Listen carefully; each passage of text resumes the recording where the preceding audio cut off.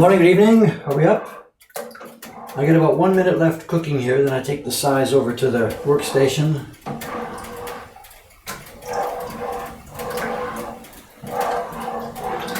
It's the last stage of cooking here. This is where I should get my spoon. Do I have a spoon? No.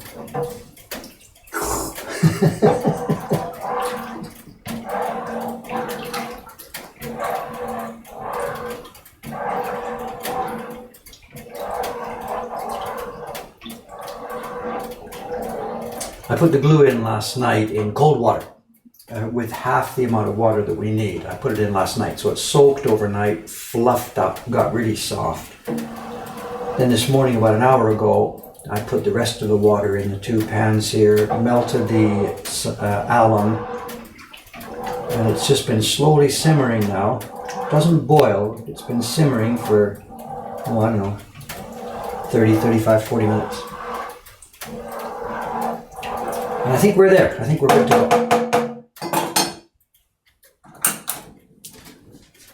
I think we're good to go. Let's get the camera ready to the other side.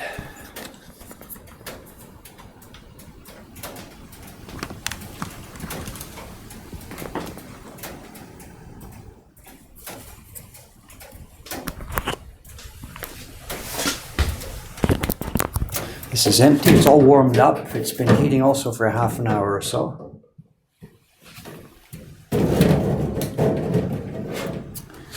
Here we are. Good morning, guys. Good morning, gang. Hello. Thanks for the comments on the video.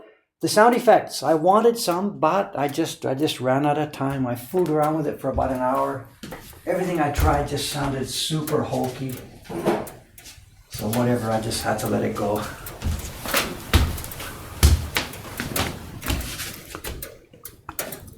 I wish YouTube allowed you to edit videos, you know, so I could go back and put a little sound clip in there, but you can't do that.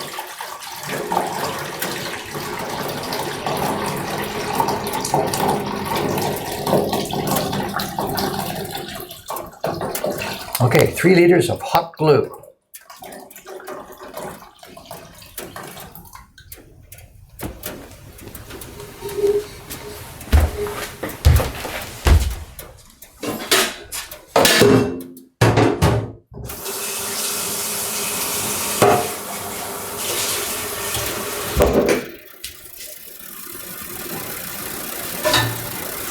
Listen to that, the microphone is near the thing here. Hear that? The expansion of the metal. Let's move this out of the way here.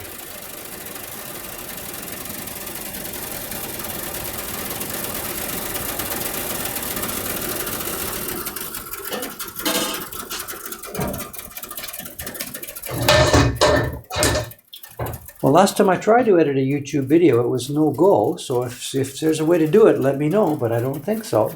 You can put captions and stuff on. Okay, where we go? I moved my camera out of the way because this is the space where the action is happening. Okay, we got it here. Just a minute, not quite ready.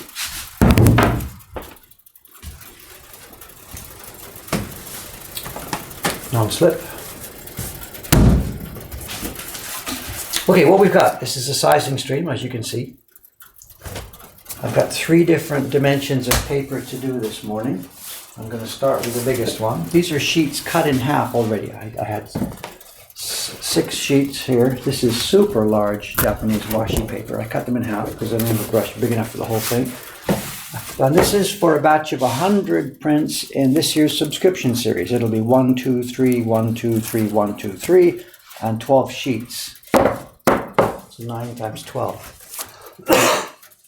And this is for Ishikawa-san to do, I forget what month it is, July or August subscription.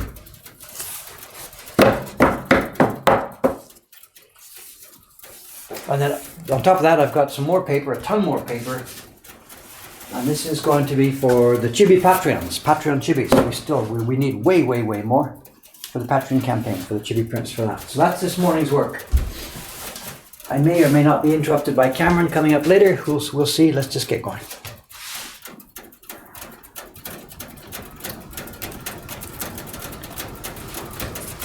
The hot glue doesn't smell.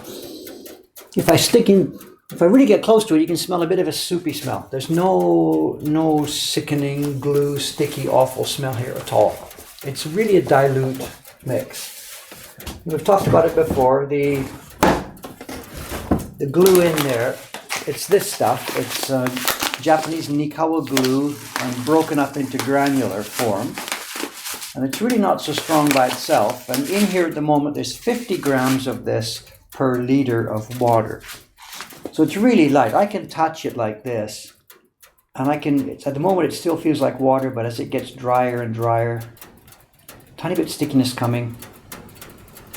Still not so sticky. Here we are. Now as it's drying on my finger, it gets a little bit sticky. No, it's still smooth. My fingers are not sticking together. It's still smooth. It's not water, but it's... Yeah. So it's not that sticky. It's not that strong.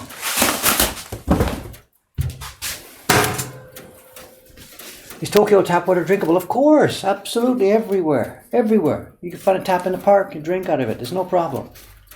It's the best water in the world anywhere. Japanese, I mean, you don't think they'd have tap water that wasn't drinkable. Anywhere.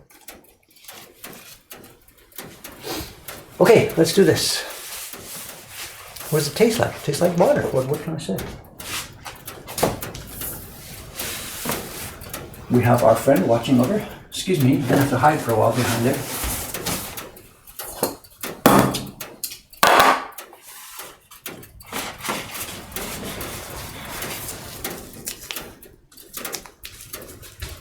Where's my tape? Oh, I just used it for computer stuff. Can't be helped.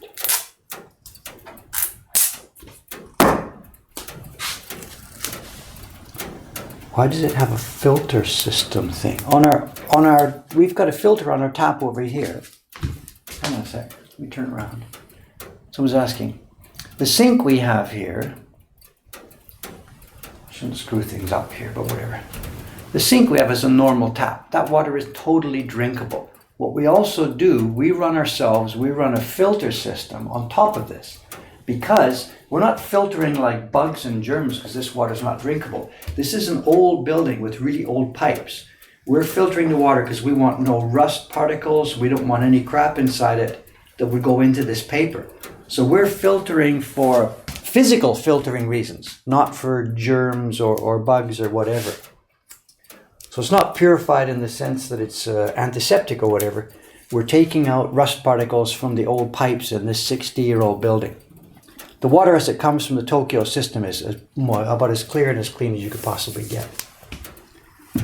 We've had problems in the past with rust particles in our water. And again, it's from the building, not from the water supply company.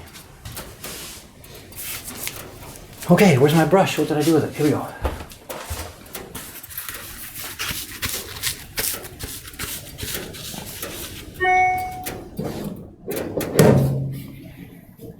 Let that sit for a minute to soften up. The brush is just hard after being washed last time.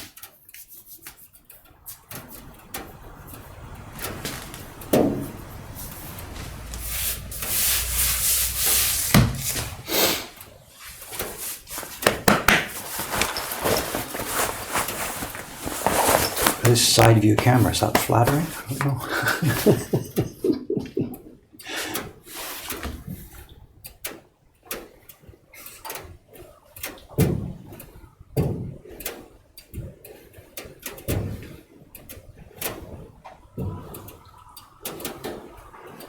That video that went up last night, I had fun making it, but it was frustrating. I tried to use, for the first time, and if you noticed, I used two cameras at the same time. So we're using the audio separately, and the main camera, and then a second camera. And it gets kind of difficult to control all that stuff. I'm running this by myself, I was here last night doing all that, setting up this, setting up that, trying to run two cameras, turn the audio on. I made a bunch of takes, and of course I would forget to turn one of the three things on. We also tried something new last night. Because I was so busy on the video with my hands, folding and opening and playing with that book, I couldn't run my teleprompter smoothly. So I thought, okay, let's be a pro here. Let's throw away the teleprompter. I tried doing a couple of takes without the teleprompter. But there were so many things I want to talk about, and I would lose the stream and lose the stream and lose the stream. So I went back to using it with a teleprompter, but I got no hands. So what I did was I got a USB foot switch. I put it in last night. I tried this for the first time last night. I used a USB foot switch, and instead of scrolling the teleprompter, it sets it up page by page by page. It pages a teleprompter. So I tried that last night for the first time, but I'm kneeling down. You tried kneeling down and using the foot switch. It doesn't work easily.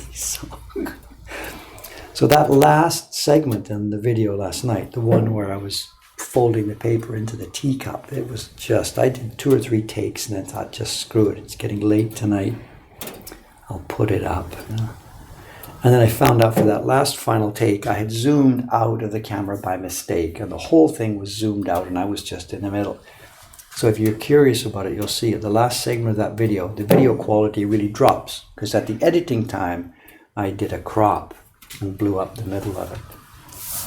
So it was a bit of a disaster last night. Anyway, here we are. I think the brush is now ready.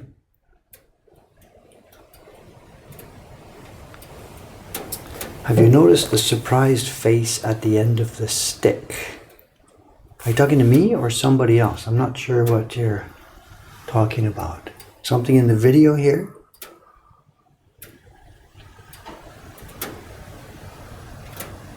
Your audio's crackling. It's a mic plugged in here. It's next to my... I think the crackling is this. So there's the mic. You can see the mic. That's the mic right there. And it's next to this thing.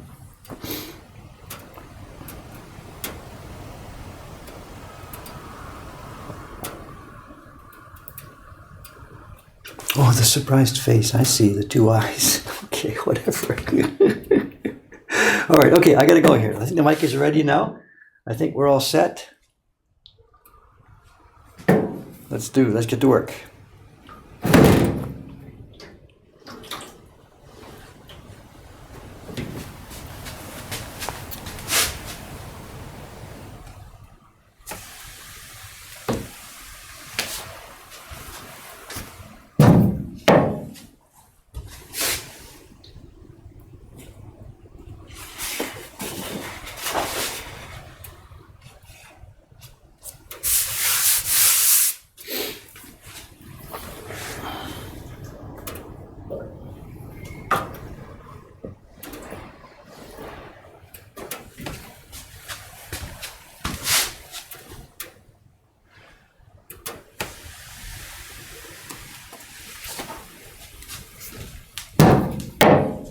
See the pause there? Got a line in the size. I paused just for a second.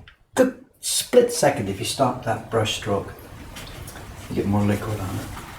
It's not a deal killer, but it would be better to be perfectly smooth. This is thick paper, so I'm trying to use more liquid in the brush here, which makes it more difficult.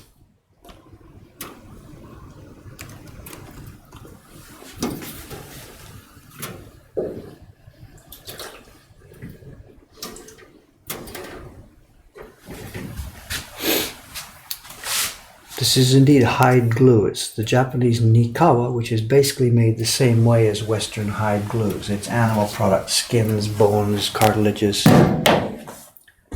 rendered up, boiled up, whatever the system is. If you look on Wikipedia, it's called Nikawa, Nikawa, Nikawa. Yeah, I'm not dripping. The laptop's there, but I'm knocking off here. Knock off once, knock off twice, lightly bend it, turn it sideways now so it doesn't drip. There's no drips as I hold it sideways.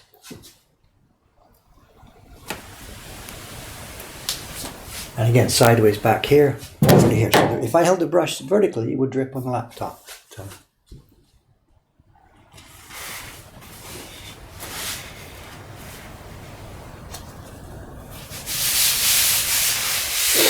The bones of my enemies, yeah, right. I don't have any enemies. What do you mean, enemies?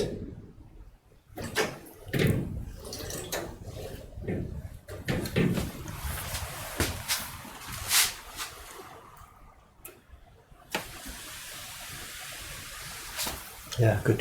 Nice and smooth.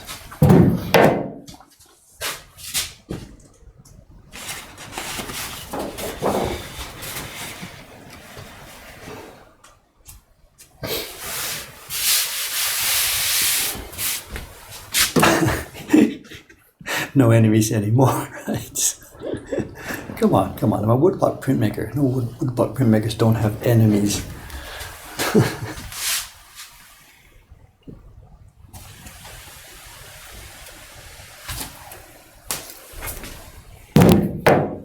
The other woodblock printmakers on Twitch, are there any? Or were there any? I wish there were, it would be cool if there was a community, We need more people doing this. Wouldn't it be easier if the board you have the paper on had an extension on so the brush doesn't blop down on the table? The board, what should we say? The board is longer than the paper when I'm coming at the end of it. I've got to get off the end of the paper. I can't stop at the end of the paper.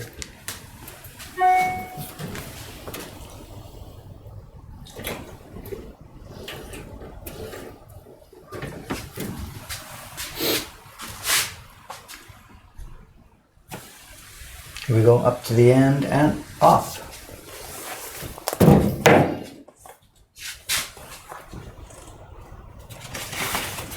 Interacting with the chat, because it's a sizing day, I can do this. I can see the stream.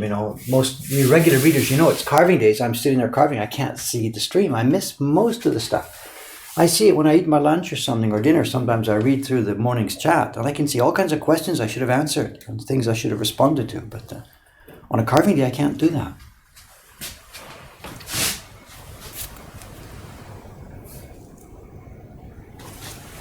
And this is mindless work. It's okay. I just do repetitive things, one and one and one. I got to fairly concentrate on what I'm doing, but it's easy to talk at the same time.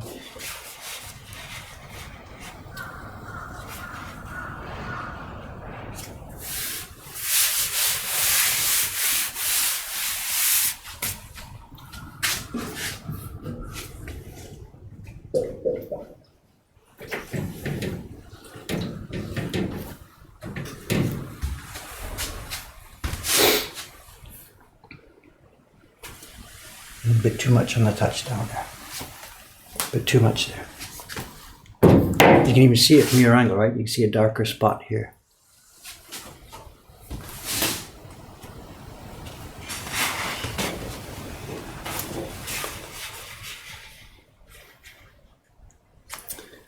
Filming yourself doing stuff, that's what I had trouble with that video last night, because I was trying to take those books apart and yet talk to the camera. So that's why I tried using 2 cameras last night for the first time. I think we're probably going to do more of that, but it's trouble. And I'm editing an iMovie, which doesn't allow double camera.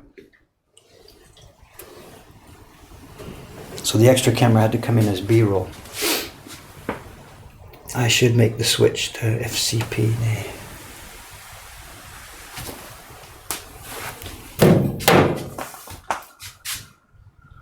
The paper here, yeah, it's from Ichibe Iwano-san. So this is still the older supplier. That bot command talking about the paper, it's still legit. The Iwano-san paper, we're using it still. It's still whatever the world's best paper. There have been issues with it. The paper we got from them over the last few months has really come back in quality. It was terrible, terrible a couple of years ago. Just almost unusable. This year it has come back considerably. Either they've realized what they're doing or something has changed at their end. I don't know. But even though that paper has come back in quality, we're still very much exploring with a new paper maker. It's been sleeping the last couple of months because both at this end and his end, we've all been very, very busy. So yeah, that bot command there is still legit.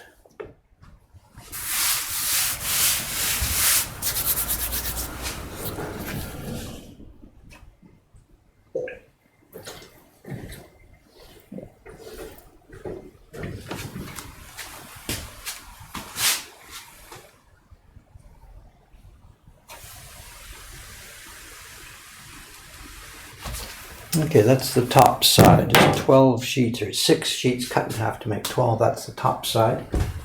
I'm now going to flip it over and do the back side.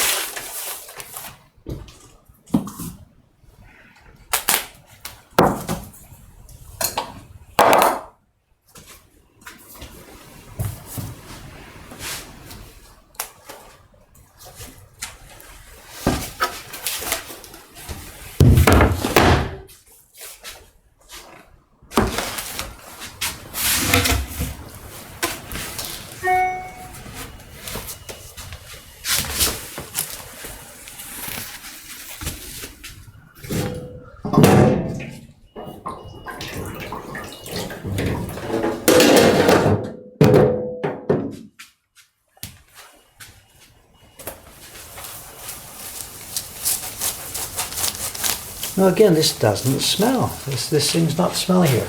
If somebody walked into this room, I think they'd know what was going on. You could feel something in the air here, but this is not a stinky situation.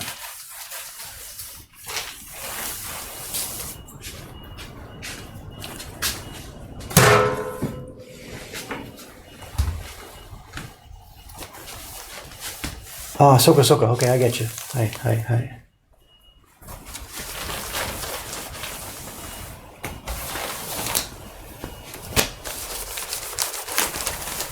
Ah, the episode when I visited the paper maker and the tubs and stuff was rotten. Yeah, a couple of years back. Yeah. Was it last summer? No, 2 summers ago. I don't remember. Last summer, did you? I don't remember. Okay, let's do the back side.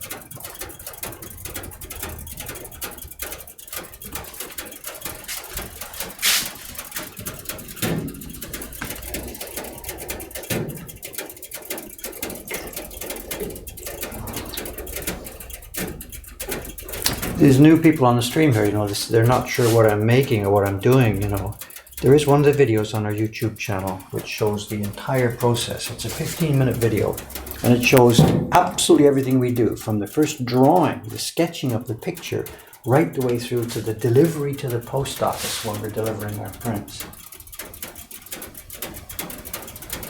If I get a minute here, I'll flip over to the YouTube channel and get a link, but I should have that video now. Prioritized. Is that the one somebody's linking to it now? The 2-second clips all the way through, ending with the trip to the post office? I don't know. That's about the best way, I think, to show what the whole thing's all about.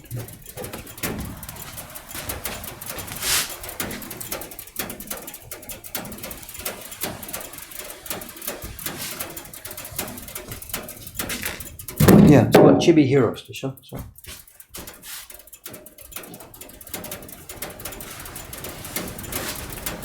I got a kick out of making that video. At the end of it there, I set up the camera on a tripod at the end of my driveway, turned it on to run, then got on my bike and ran to the post office. I didn't go all the way to the post office. I went out of sight in the video, then turned around and came back and picked up the camera. But there was people who commented, "Oh my God, you left your camera outside unattended. It didn't get stolen." Like in a Japanese suburban community, that's going to happen. The rain sound, it's not rain, it's the expansion and contraction of the metal heater. It's not raining today. You can hear right here, drip, drop, this metal sound. Eh? If I take the mic away from it, but I can't, you know, the mic has got to go somewhere, and right there's the best place for it.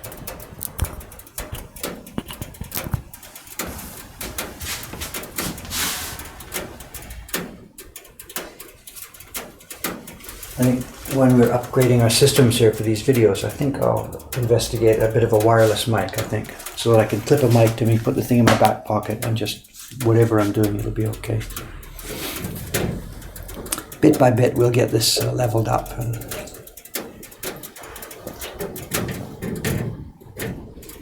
fact, if anybody has any recommendations, if you know anything about that, what would be a good wireless mic to use for this sort of thing?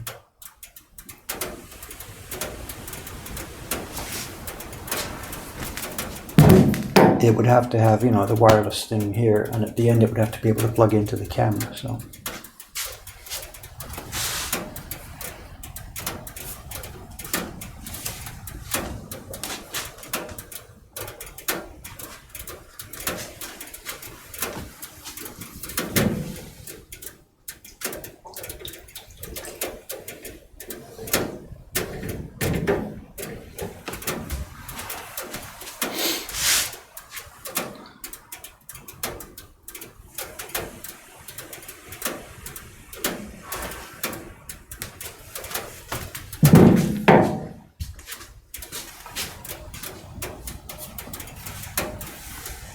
Oh, I know what I meant to mention. There we go, you can hear it. The thermostat just clicked in and boom, up it comes.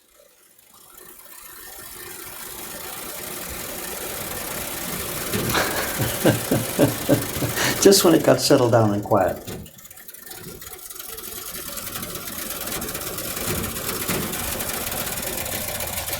What's my price range? What are we talking about? Microphones? I have no idea. I don't know anything about them at all. I don't know.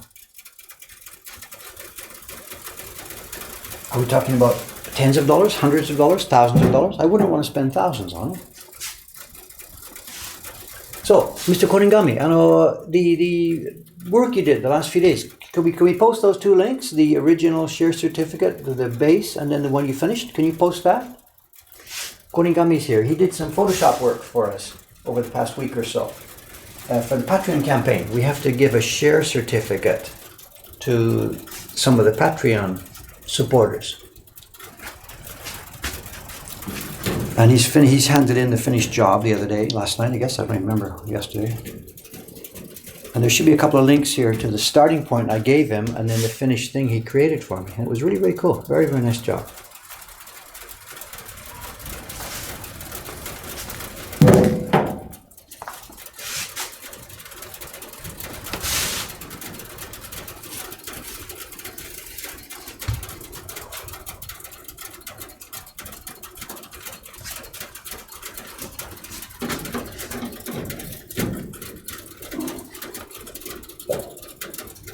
This is a double boiler system, eh?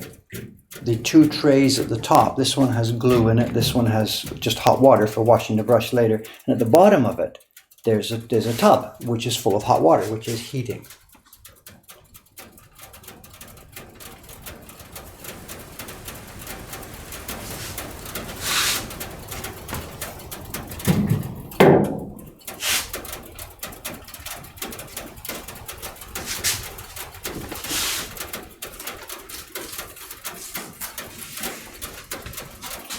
I've got to mention these links Koningami is sending here. The image that you see, the image of Mount Fuji in the middle, this is a dummy insert. There will be a different woodblock print in the middle there.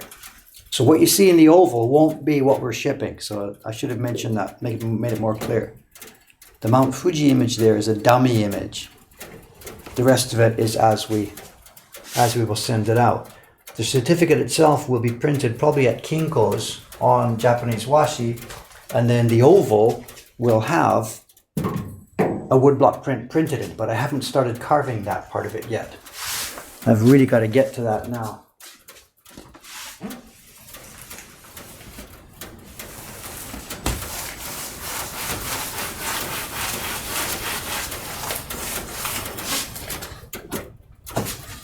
What are we going to do next? What size board do I use? I want to use the same board, unfortunately. No, I can switch to that one, it's okay. Okay. Link to the original image doesn't work. Mokuhankan.com temporary share original. I think it's still there. Hang on a second.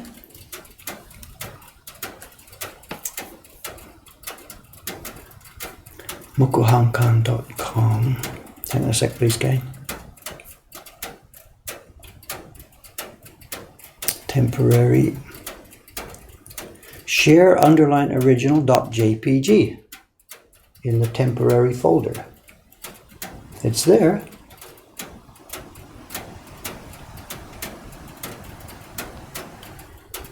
Ah, he spelled the word original wrong. Okay, got it. I'll keep quiet.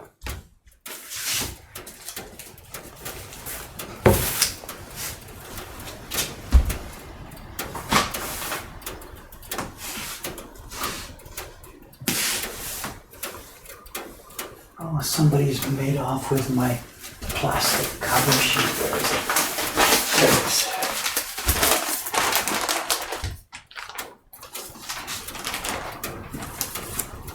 Okay, this has to wait for 15 minutes or so before we hang it up.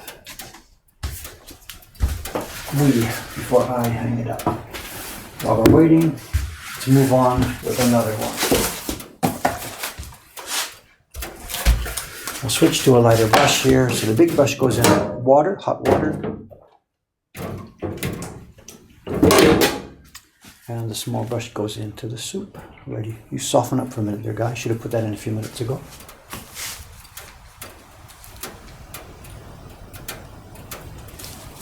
If you're going to Kyoto, go and see Richard Steiner. He's a friend of mine, an American living in Kyoto.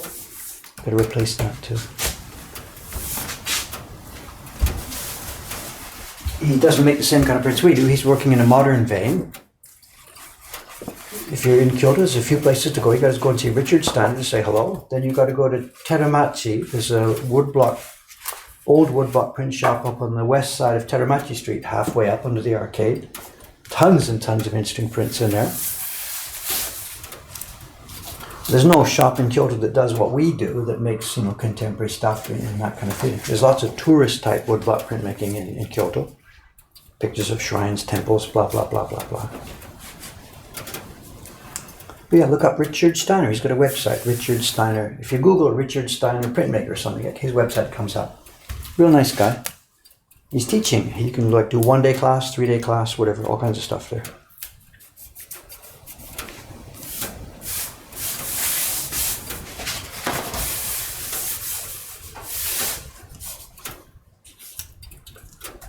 Okay, what's next? That's holding while it just sets. Got to do the front side of this. And I hope Cameron will be here, I guess, at some point, so that after I've done this, he can hold the fort here while I go and hang up that paper. So, okay, let's go. Let's roll. Now, this is much thinner paper, I guess, before I forget. I got to knock off some of that size.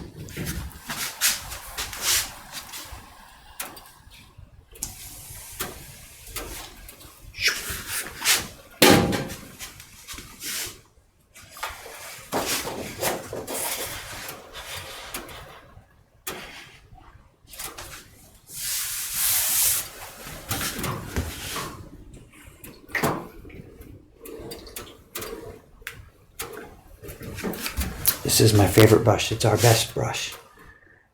And it will die at some point, but at the moment it's still beautiful condition. Good, rich, thick hair, nice and long, longer than the ones we have from other makers.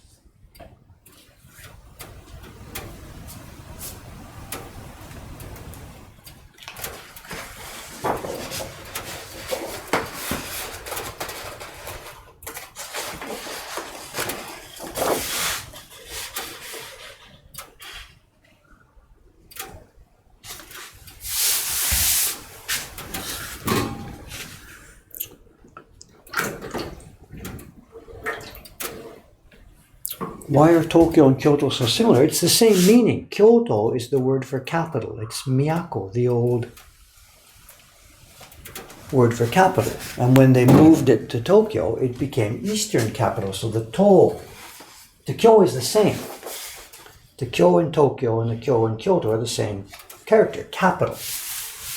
When they moved it here, it became Eastern capital. So what we're Tokyo, actually, is the real name of what we are. We're Eastern Kyoto. Tokyo. The To is different, whatever. But it's the same. Kyoto is the capital and Tokyo is the eastern capital.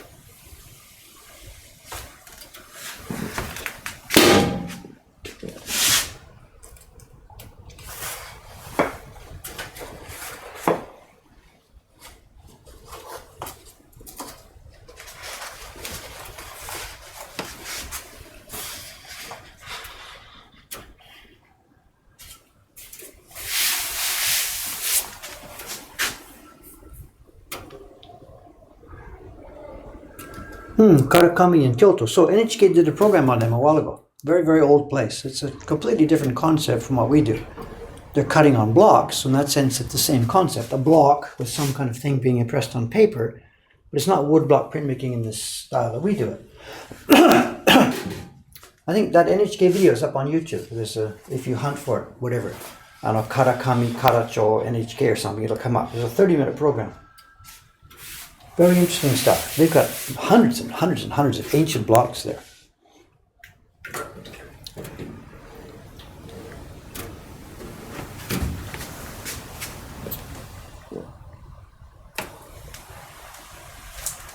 A bit too much there in the corner.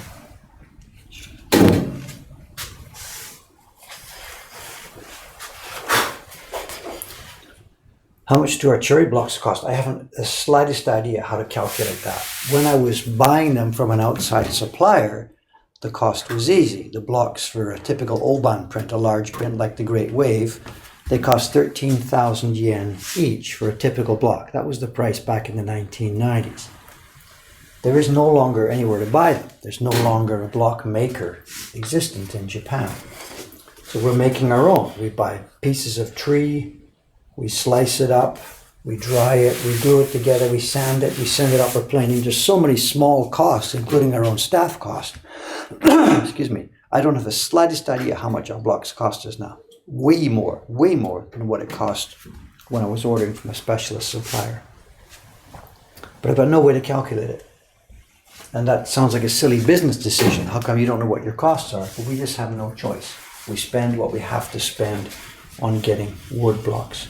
And it's not charged by the board feet or something. We bought that. I blogged about it a couple of weeks ago. We bought a round piece of a tree, you know. And how much is it? And the guy stands there and says, let's see, you know. And he's thinking how much you need it or how much you're willing to pay for it. And he's thinking how much he wants to get rid of it. The pricing is all just whatever.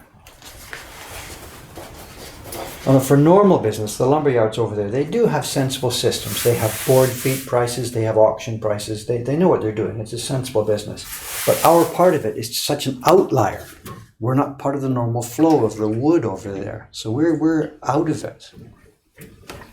So there's no sensible way to calculate the price. You know, that last piece of a tree that we bought actually was much cheaper than we thought it was going to be. And after we bought it and made the deal and we're ready to come home, you know, the guy says, you know, geez, good, I found someone to take that. You know, for him, it was almost basically garbage. It was such a small, unneeded piece of trouble in his way.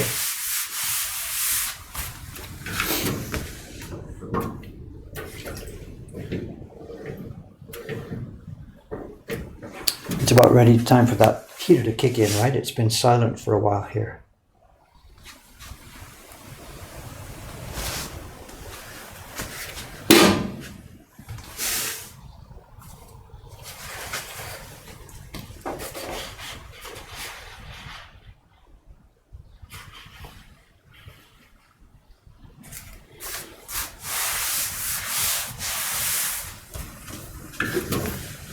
No, cherry wood's the go-to wood for us. There's other wood would do some parts of the function, but cherry wood just has the best all-around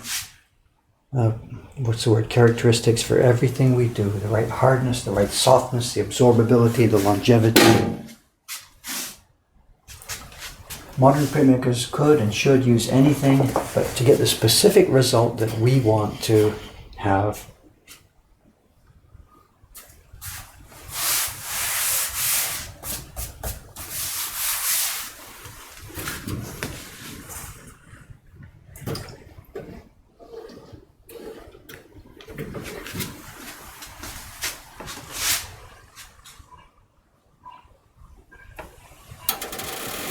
There we go, and it kicks. I knew it was coming up.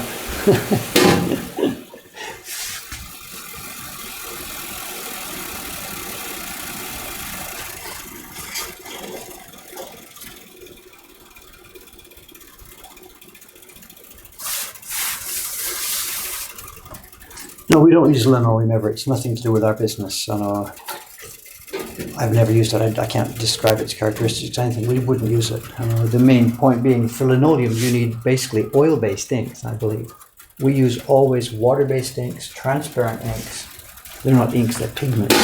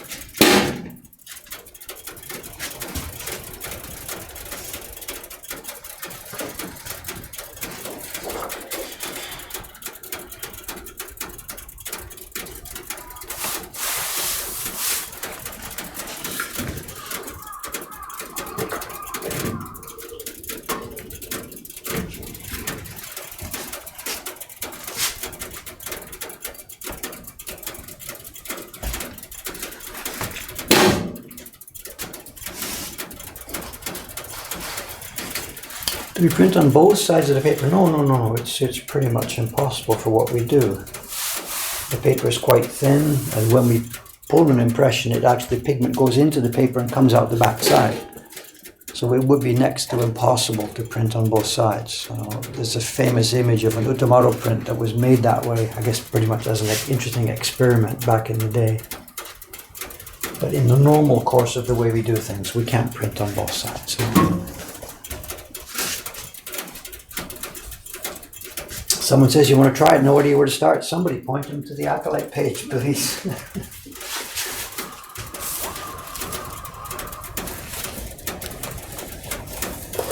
There we go, flip, your shot.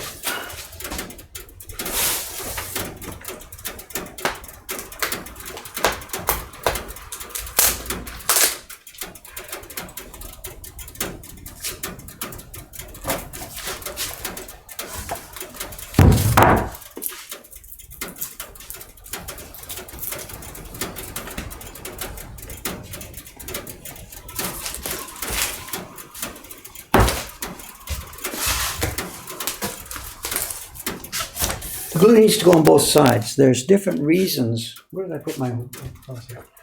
There's different reasons why we're putting this glue on, this size on. Part of the reason for the sizing is that if we try to print without it, the pigment goes into the paper and it bleeds out all over the place. So this sizing liquid here, it has alum inside it. And people back in the old days, they learned that when there's an alum mix coated over the paper no longer bleeds and color stays where it was printed. Another reason for this size is that on the front side of the paper, when we put the paper on the printing block and rub, without it, the paper would stick to the printing block and fibers would come out of it. So this actually toughens up the paper, the front side. And the back side's a different story. The back side, we're physically smashing the paper when we do the printing job. And again, without the sizing in here, without the glue in there, it comes apart. So there's really three functions. I don't know how they worked all this out. We're talking about hundreds and hundreds of years of history of people trying stuff and exploring different things and, trial and error.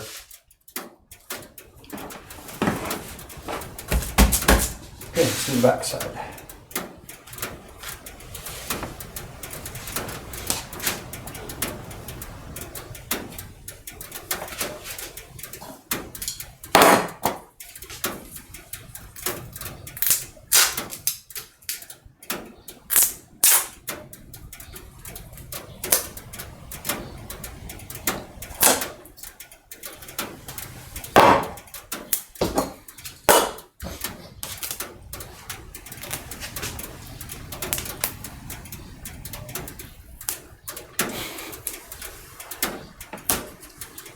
Unknown Caesar.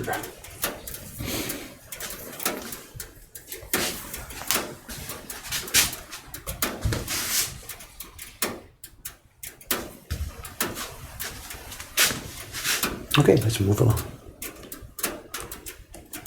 I keep getting notifications up at the top of my screen here. YouTube, comments.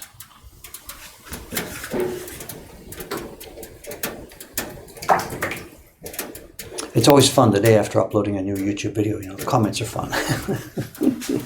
Sometimes a bit over the top, but they're fun.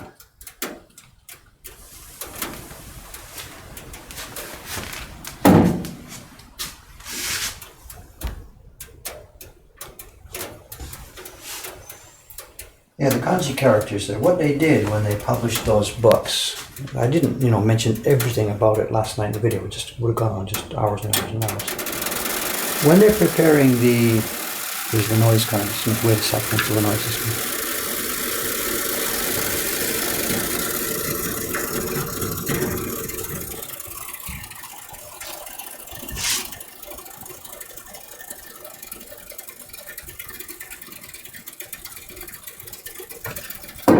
When they're preparing the line drawings for the book, they wanted to get things in a sensible pattern. A consistent pattern. Obviously, all the pages have to be the same size, the layout, borders have to be in the same size, whatever. So it seems what they did. And I mentioned one of those things, there was some drawings that are preserved in the Boston Museum of Fine Arts. And looking at those closely, the researchers have seen that what they are, part of it's drawing and part of it's printed. And what they must have done first, they must have carved a blank block that had the outlines where the pictures were going to go. It had the name of the book inside. It had a blank space for the page number. And they printed this and printed this and printed this. And these became the sheets that the artist used to do his drawing inside.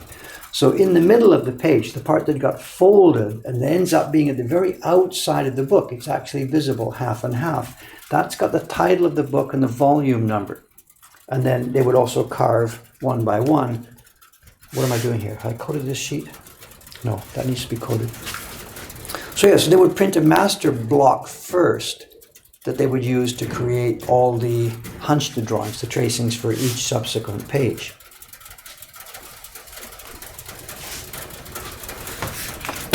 So when they got the blocks on the shelves in the storehouse, and there must have been a bajillion of them, any given block had in the middle of it the title, the one I had yesterday, Jidai Kagami, volume 21, and page number 6. Page number 6 meaning spread number 6, which was half and half different things.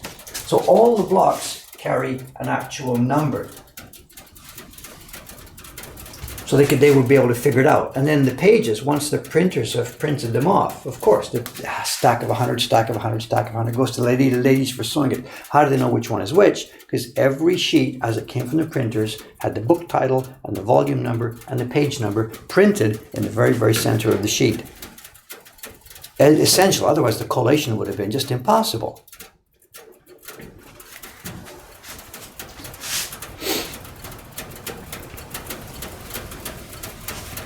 Ooh, too much. Dave, be careful. Talk too much.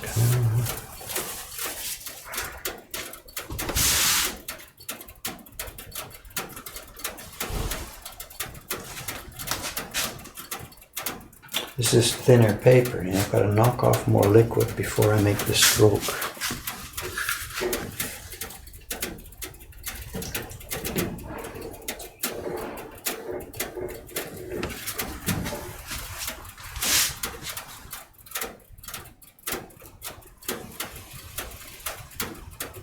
Still too much.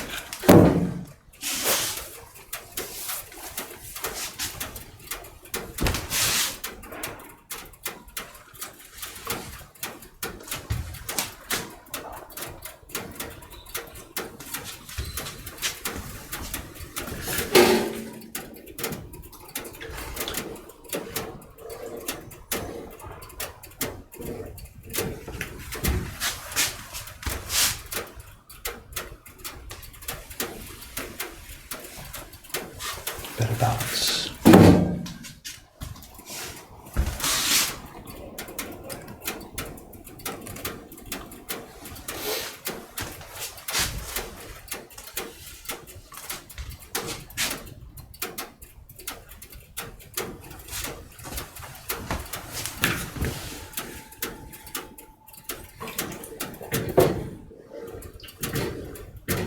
I hope Cameron comes soon because I got to get over to the next room to do some hanging here. That first batch is almost ready for hanging now.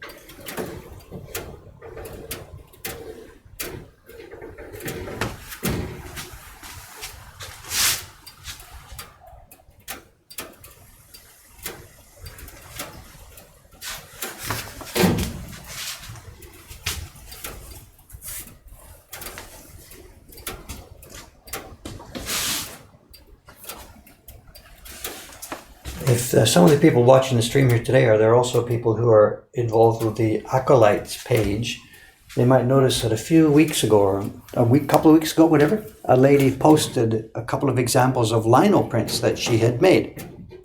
She posted them on the Acolyte page. She's been experimenting with lots of different techniques, including the Japanese technique and the lino cuts. And she's coming this morning here. She'll be doing a print party downstairs at 10 o'clock. So I'll get a chance to talk to her then. She's doing both Japanese work and lino cut work. And maybe I can learn something. She can chat with me about how it works. And she's posted just on the Acolyte page recently about that. So a couple of hours from now, I'll be able to learn more about how she does lino cuts.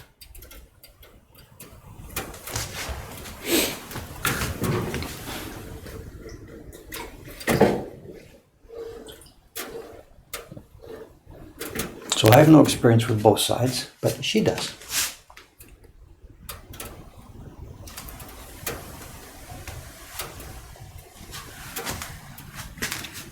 What's this? A bot fan page Facebook? Oh, I see. It's an automatic. Okay.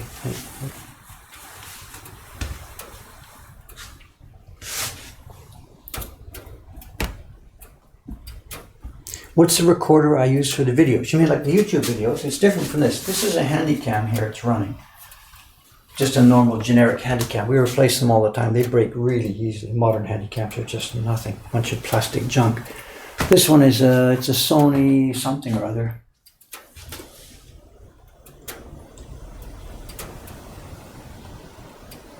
A Sony Exmor-R, EXMOR-R. But for the work downstairs, what I use is it's a Canon EOS camera. It's a a digital camera which has a video mode, and I think it's what's it called? It's a KISS. I forget the Western name for it. They're called KISS in Japan, KISS 6 or something. I forget the name.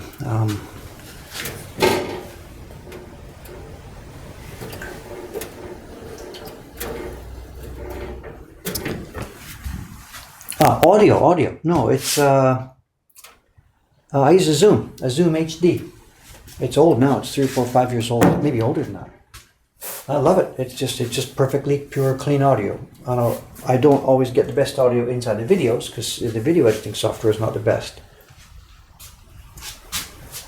But the audio records straight from me through that same lapel mic into a Zoom HD recorder. We've been doing it that way for the past 3 or 4 videos. If you go back, older YouTube videos from me, more than say a half a year old, the lapel mic was plugged into the camera and it was terrible. There was always lots and lots of background noise, something electrical background noise inside the camera. So I gave that up. I now do all the audio separately into a digital recorder.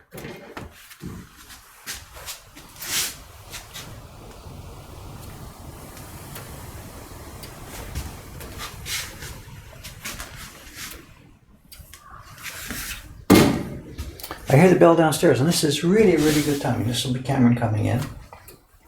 You can hold the fort here while I go and hang up those 12 sheets that I just finished a few minutes ago. This is perfect time.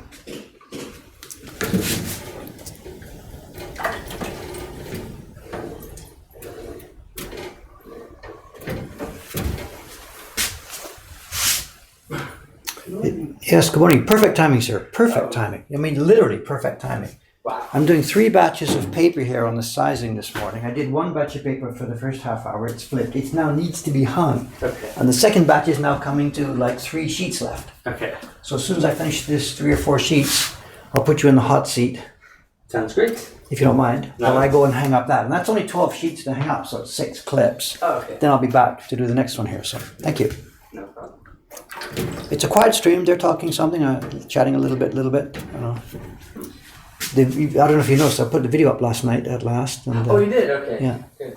Plus minus, I know, I gave up on the sound effects. I worked for about 2 hours. Oh, no. I couldn't find it. I mean, whatever. I don't have Foley set up here, whatever. Yeah. There's no musical instruments to do a xylophone and going up the scale or something. I had nothing. I gotta say, give me a break. I mean, good God. Play Benny Hill? No, thank you.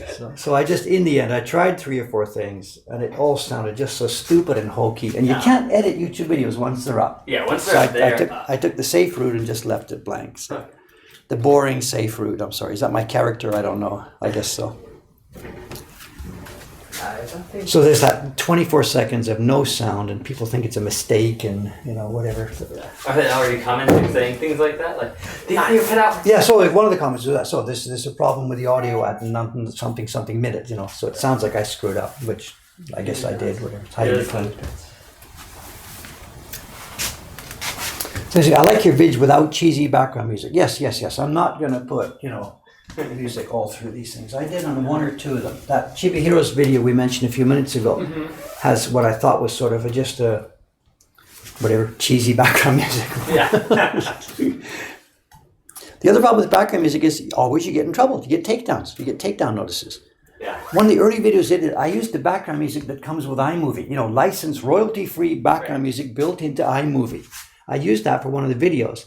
And I got freaking takedown notices within minutes of the thing going up. People made claims about it, against it. Huh. And what dudes have done is they have taken the Apple iMovie background music, put it up somewhere, put a copyright notice on it, and YouTube sees that first, sees that you've copied this, and YouTube sends this, you have copied somebody's music. Yeah, And then you copied gotta- apples, which they Yeah, gave yeah, me yeah. permission So, to do. but you're talking to robots. When you make Yeah. your counterclaim, it's only a robot at the other end, you know. So I just don't buy it. Never. Unless you write the music yourself, or hire someone. And the one we did, the one I did with the Chibi Heroes back music, we bought it. You know, Yeah. I went to a CC Mixter, which has all these, you know, find your music, whatever. Yeah. And we bought it, paid for it. You know. It was funny. The guy was a real nice guy. His name was Langlois. Really nice guy. It was a bit more expensive than I expected. We basically bought him a new laptop, actually. But I really wanted that video. I thought it was going to be there for many years. I thought it would be a good thing to do. So. But he's going to his website and stuff. He looks like an interesting dude who maybe needed some help to get going as a musician anyway. Cool. So whatever. So we paid for it. But no, music on the videos, it's such a chaotic situation now because of all those licensing issues. Yeah. That one we linked just 2 or 3 days ago, the Facebook page, you know, the guy did an interview with me. He put background music on it, and nobody in America can hear it. This video was blocked in your country for copyright issues. And it's an interview with me, like whatever. Is that why it's blocked in other countries because of the copyright issues? I thought maybe you'd just chosen regions or something. Well, it's the music on the background. You know, so it said it's blocked. I forget the exact words. Oh, wow. Okay, here we go. That's copied the back of that. I am now going to put this in here. I'm going to turn it over to my assistant Cameron to hold the stream here for the next 5 minutes while I go and hang up some, what I should do. You can go and some tennis balls and juggle or something. If you go ahead, I'll move this camera so they can see what I'm doing over there. Is the mic still okay? Looking okay. I'm going to zoom in to the distant back room over there, where I will appear in a minute. Out the front window. I'll close the panel. Okay. Over to you, sir. 5 minutes. Can I get by from the microphone here? Excuse me. Unclip. Not sure how well they'll be able to see you the way I'm going to put the headphones on.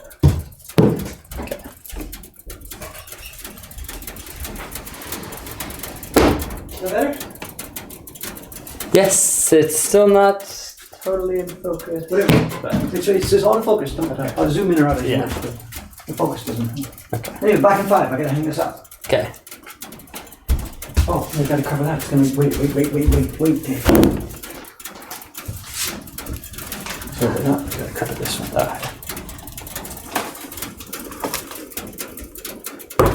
Okay, thank you, sir.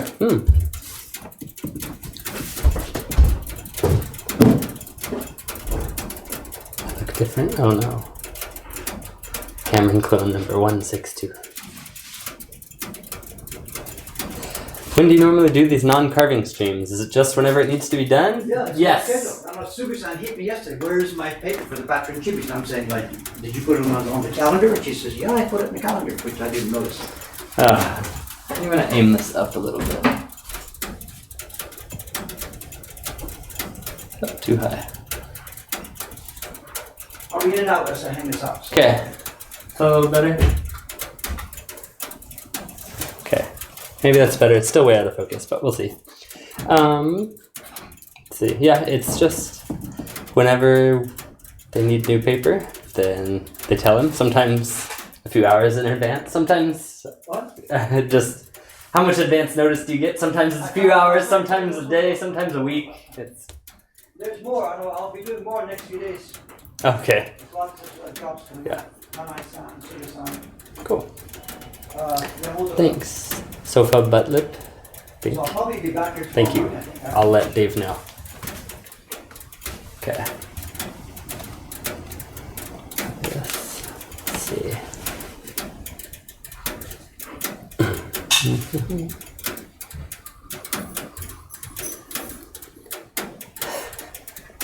Jump in the back.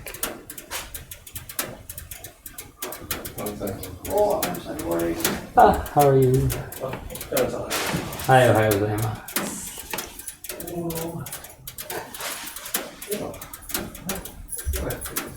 jumping way back.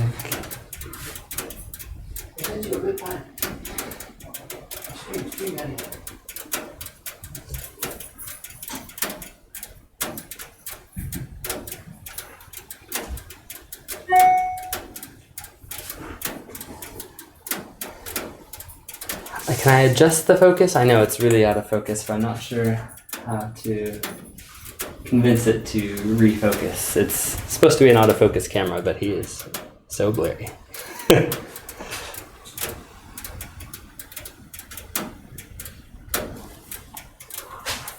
Only got 6 to hang with. Back a minute. Anyway. Okay.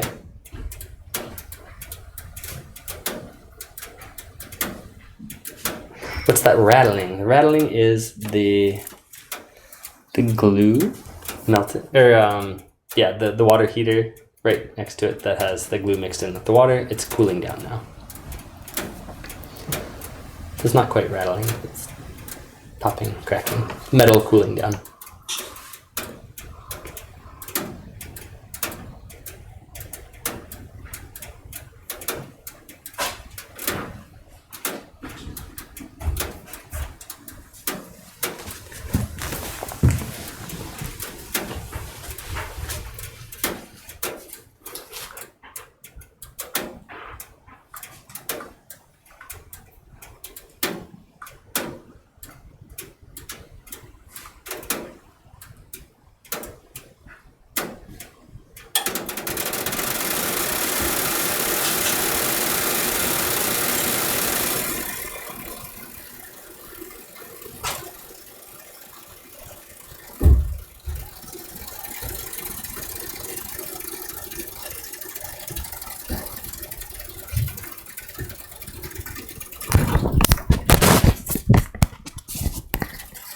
I tried.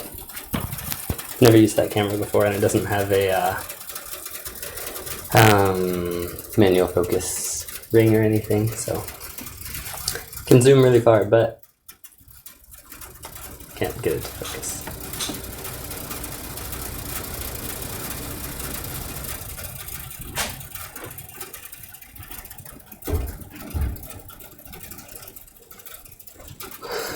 Alright, last one. Hang on. Okay, we'll be back soon. Into the vat of the cabinet. Great.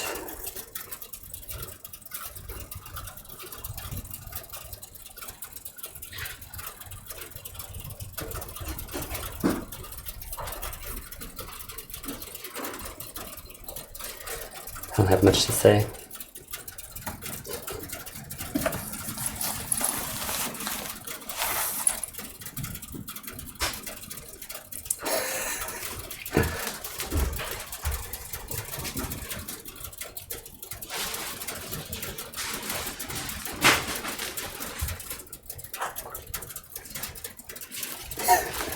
How do I just do this?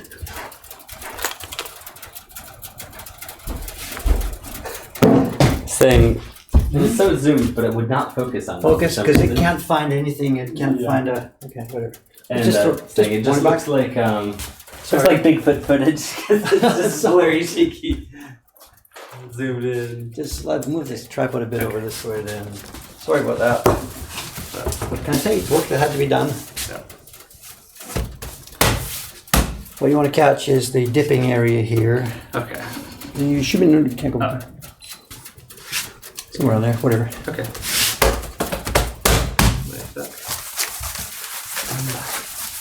Sorry about that. Thanks for helping out. Yep, no problem. I didn't really do much.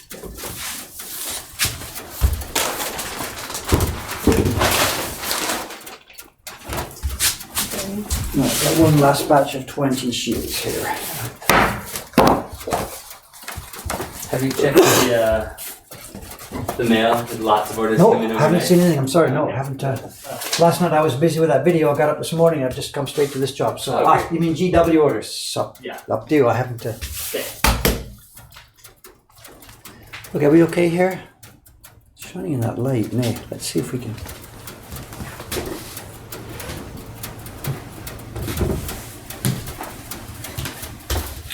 Try and get that light out of it. I think it's better.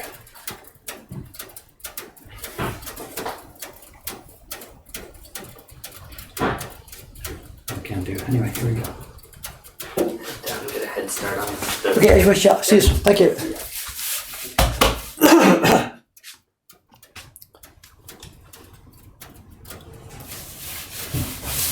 Okay, sorry about that. Okay, let's get back to work.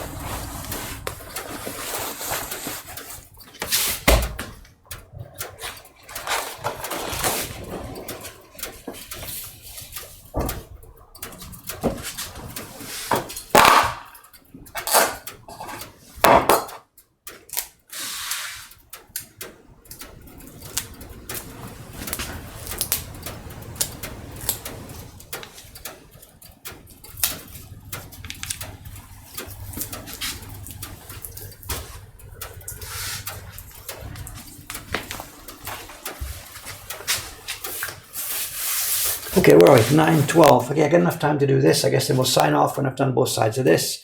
I'll do all my hanging up in my own time, so it doesn't have to bother you anymore. Okay.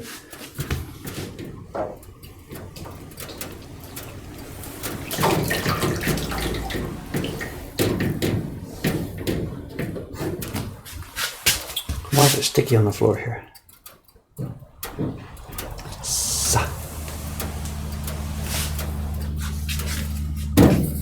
Cameron has a ton of work to do here this morning. He's eager to get down to it. What happened was yesterday afternoon, we received a batch of the Great Wave prints from young Yamamoto-san, who was printing them. We gave him 60 sheets, and he's had so many other jobs to do from other publishers that he had a difficult time getting to it. But they've come through. The 60 sheets or so of the Great Wave came in yesterday afternoon. And that's my next job for the rest of the day, checking those, pulling out the bark from the sky, embossing them, getting them ready for sending out. And Cameron has been updating the mailing list. There's 300 plus people waiting on the mailing list.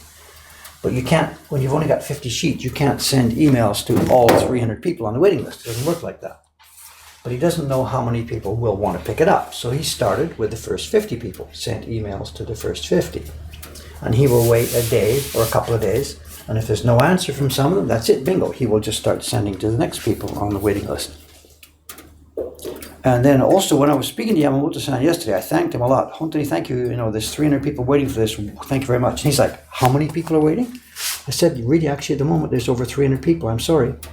So he said, well, should I do another batch right now? And I'm like, I wasn't going to ask him that because he's been doing so many batches of this print for us. We don't want him to become just a permanent Great Wave printer.